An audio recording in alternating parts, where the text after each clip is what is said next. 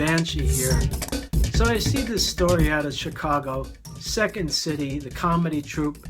Another member has quit because of the meanness he has detected in the culture.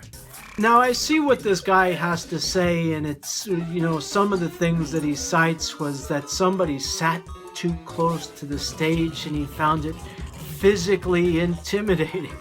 It's like, what are you talking about? Then in another instance, somebody said, used the F word to describe homosexuals.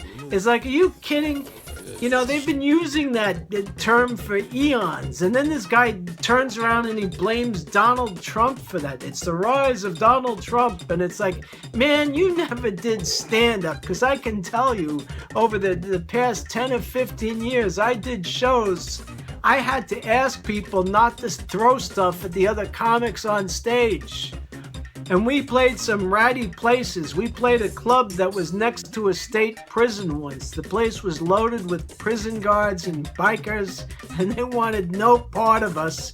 And I don't think they wanted any part of dentistry either, because I'd never seen so many decaying teeth in my life.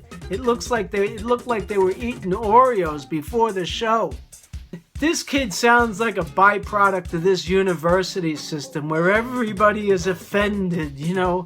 Princeton is only a couple of miles down the road. I feel like driving down there and just screaming out the window, I'm offended! I'm so offended! Oh, please help me! I'm offended!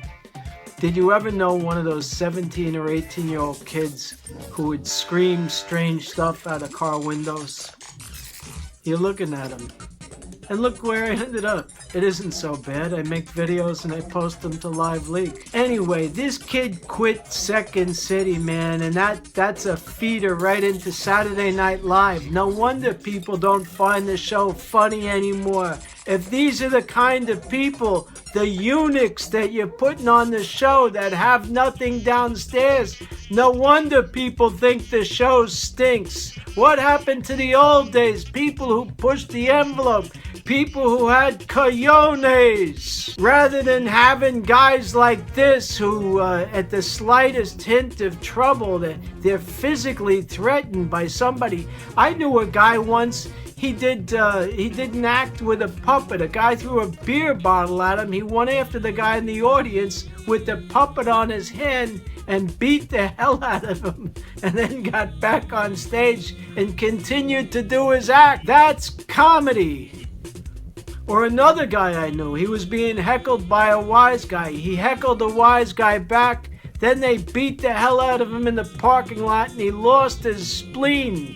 He never went anywhere with the comedy, but he certainly has a great story to tell. And he never complained about the meanness in the culture.